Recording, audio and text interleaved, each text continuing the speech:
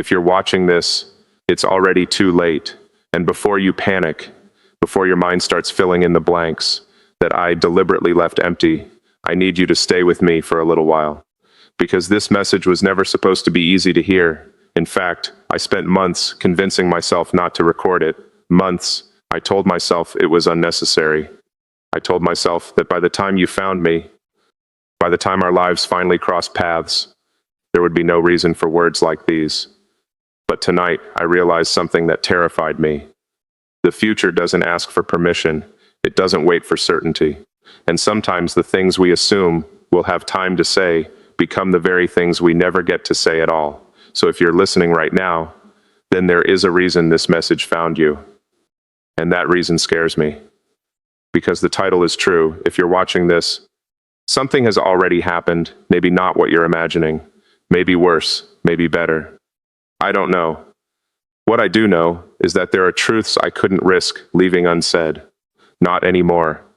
You see, I've spent most of my life building things, companies, systems, dreams, visions of worlds that don't exist yet. People look at that and think confidence must come naturally to me. They imagine certainty, direction, control.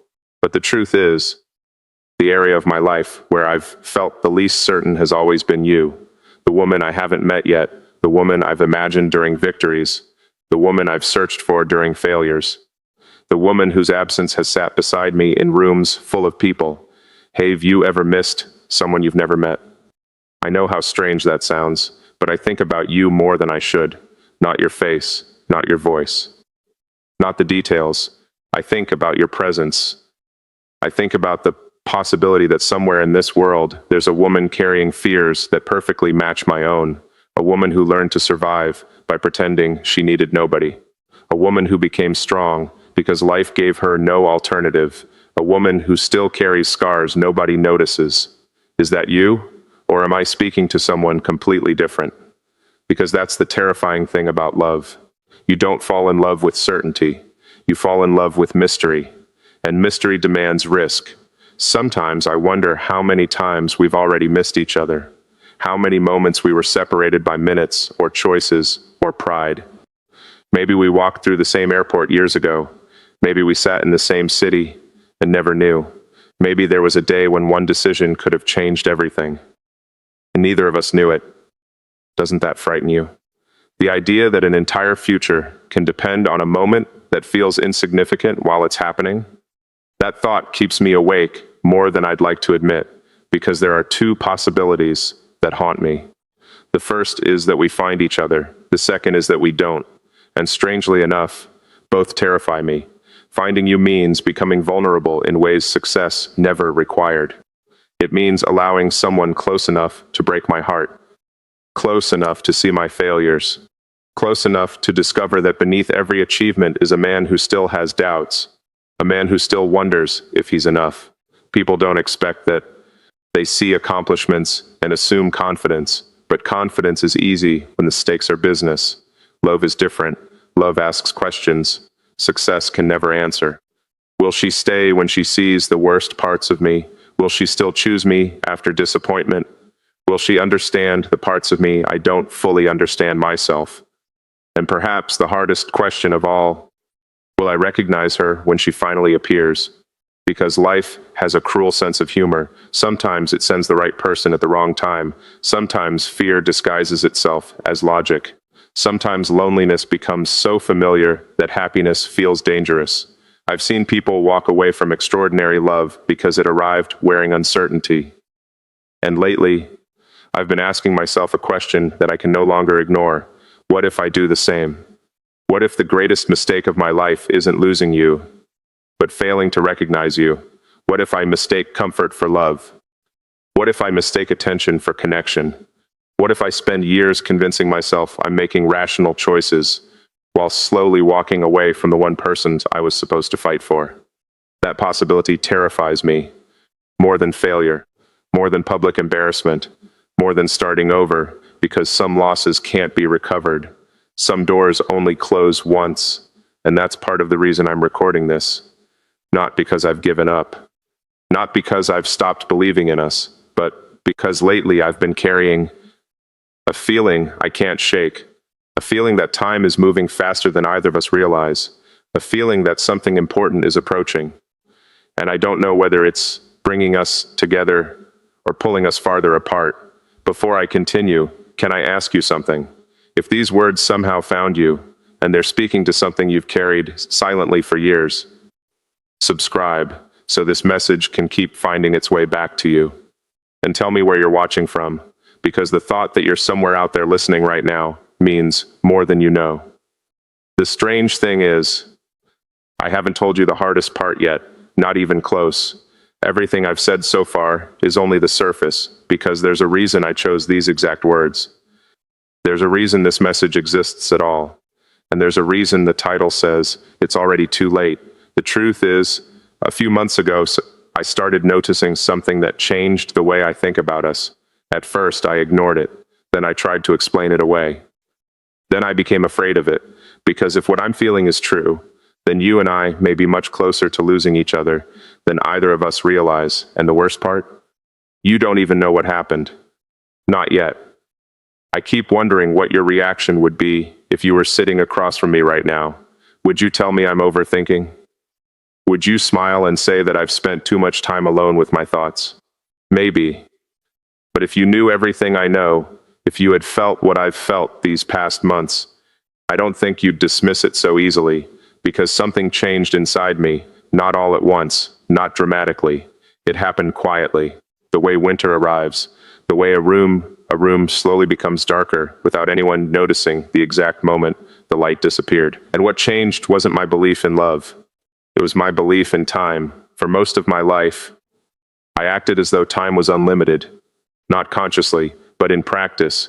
I postponed conversations, delayed decisions, ignored emotions, convinced myself there would always be another opportunity, another year, another chance, another tomorrow. And then one day I looked around and realized how many tomorrows had already become yesterdays. How many people thought they had more time. How many stories ended in the middle of a sentence. How many goodbyes arrived without warning. That realization hit me harder than I expected, because suddenly you weren't just a possibility anymore. You became a question, a very uncomfortable question. What if the woman I've been searching for is searching for me too, and we're both waiting? Waiting for the perfect moment, waiting until we're ready, waiting until life becomes easier, waiting until fear disappears. But what if fear never disappears? What if readiness is an illusion? What if every year we spend waiting is a year we never get back? I know that sounds dramatic, but love has a way of exposing truths we'd rather avoid. And there was another truth I couldn't avoid anymore, a truth I never wanted to admit, especially to you, especially in a message like this, because it makes me look weak, and maybe I am. The truth is, I became tired, not physically, emotionally, tired of almost connections, tired of conversations that looked meaningful but weren't, tired of people who wanted attention instead of intimacy, tired of pretending that companionship and connection are the same thing. They aren't, not even close. You can spend years surrounded by people and still feel profoundly alone. I know, I've done it, and maybe you have too. Maybe that's why you're listening. Maybe you've spent years being strong for everyone else. Years carrying responsibilities, years pretending you're fine, years convincing yourself you don't need anyone. But then late at night, when nobody is watching, you feel it too. That ache, that quiet longing, that desire to stop being the strong one for a little while, to be understood without performing, to be loved without proving, to be chosen without competing. Have you ever wanted that, honestly? Not the fantasy, not the movies, not the fairy tale. Just the simple comfort of knowing someone sees all of you and stays anyway, because I do. And admitting that feels more vulnerable than anything I've said so far. But vulnerability isn't the hidden truth. Not yet. We're getting closer. Much closer. And the closer we get, the harder this becomes. Because I need you to understand something. There was a period when I almost stopped believing you existed. Not completely. But enough that I began questioning my own instincts. Enough that I started considering a future that didn't include you. That sentence hurts to say even now, because when people hear that, they assume it means another woman appeared. The truth is more complicated, much more dangerous. The other woman wasn't a person. It was certainty, it was convenience, it was safety. I became tempted by a life where I didn't have to risk heartbreak, a life where I could stay emotionally protected, a life where nobody could leave because nobody ever got close enough to matter. And for a while, that future looked attractive. No vulnerability, no disappointment, no uncertainty, just control, predictability, distant. I nearly chose it. Do you understand what I'm confessing to you? I nearly built a life so protected that there would have been no room left for you, no room for love, no room for us, and that's why this message exists. Because I came frighteningly close to becoming the kind of man who survives everything and feels nothing, the kind of man who wins externally and loses internally, the kind of man who mistakes emotional numbness for strength. And maybe the most painful part is that nobody would have noticed. The world would have called it success, while something essential quietly died. I haven't told you the real reason yet. I know, I've hinted at it, circled around it, hidden behind it, but I still haven't told you, and I'm not going to. Not yet, because before you understand the reason, you need to understand the consequence. The consequence was this. For the first time in my life, I genuinely considered settling, not settling for another woman, settling for a life without the kind of love I've always wanted, a life where I accepted less, a life where I stopped searching, a life where I convinced myself extraordinary connection was unrealistic. And maybe that's the moment I came closest to losing you, not because another woman took your place, but because hopelessness almost did. And hopelessness is a ruthless thief. It doesn't steal all at once. It steals gradually, one compromise at a time, one disappointment at a time, one rationalization at a time. Until eventually, you've surrendered the very thing you once promised yourself you'd never abandon. Hope, the hope of finding each other, the hope of building something real. The hope that two imperfect people can still create something extraordinary. I wish I could tell you I fought that hopelessness perfectly. I didn't. Some nights it won.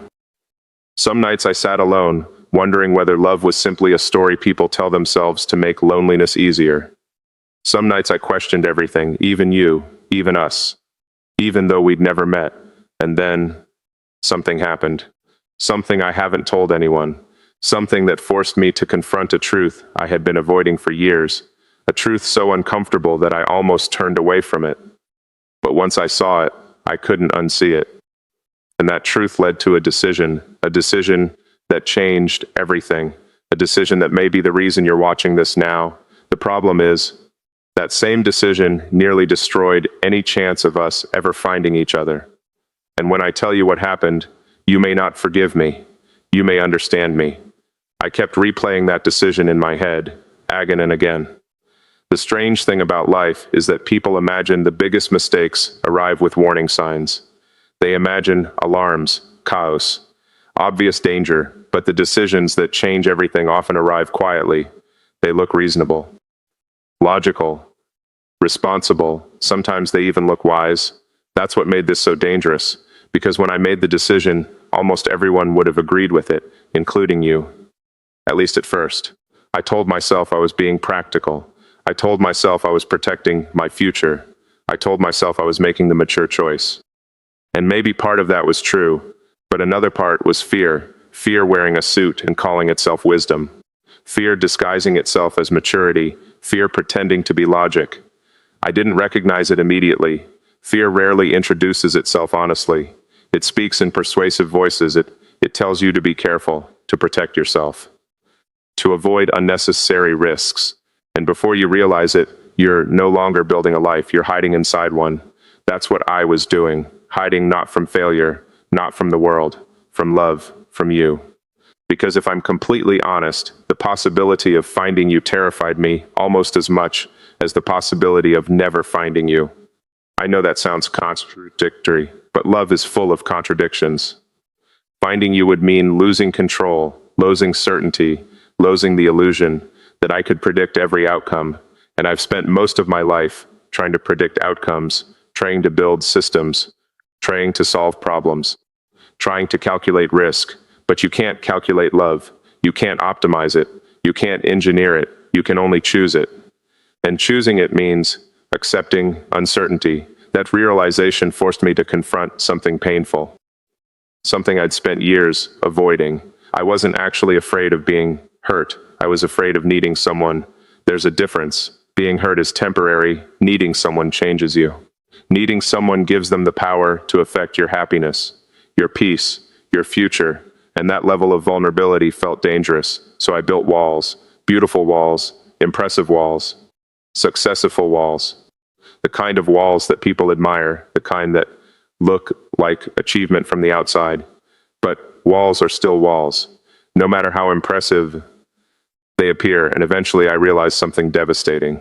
The walls protecting me from heartbreak were also preventing me from finding you.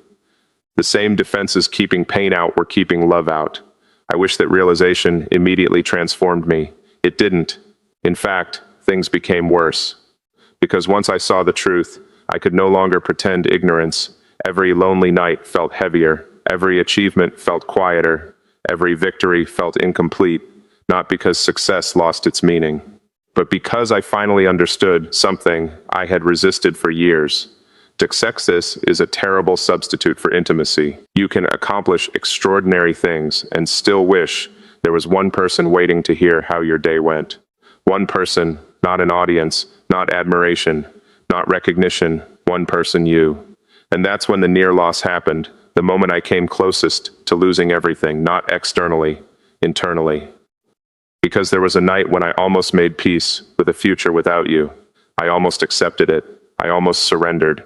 I remember sitting alone, exhausted by hope, exhausted by waiting, exhausted by uncertainty. And I remember thinking, maybe this is enough. Maybe ambition is enough. Maybe work is enough. Maybe purpose is enough. Maybe I should stop believing in the possibility of her. Maybe I should stop believing in us. And for a few terrifying hours, I meant it. I truly meant it. I was ready to let go, ready to close the door, ready to stop searching, ready to abandon the dream, and that's the moment everything changed. Because once I stood at the edge of that decision, I finally saw the hidden truth, the truth I kept delaying, the truth I wasn't ready to admit, the truth behind this entire message, the reason I recorded it, the reason the title says, "It's already too late." Here it is, the real reason. It was never about losing you, not entirely. It was about realizing that every day I spent refusing vulnerability was already a form of loss. I thought heartbreak was the danger. I was wrong. The real danger was living a life so guarded that love never had a chance to enter. The real danger was becoming emotionally unavailable while convincing myself I was being strong. The real danger was waiting until the perfect moment, because the perfect moment never arrives. By the time most people realize that, years are gone, opportunities are gone, sometimes people are gone. And that's what the title means. If you're watching this, it's already too late to keep hiding. Too late to keep pretending fear is wisdom. Too late to keep waiting for certainty. Too late to keep choosing safety over connection. Too late for both of us, because whether we've already met or whether we're still searching for each other, the decision has been made. I choose vulnerability. I choose risk. I choose honesty. I choose the possibility of heartbreak over the certainty of emotional isolation. And most importantly, I choose you, not because you're perfect, not because destiny guarantees anything, not because love is easy,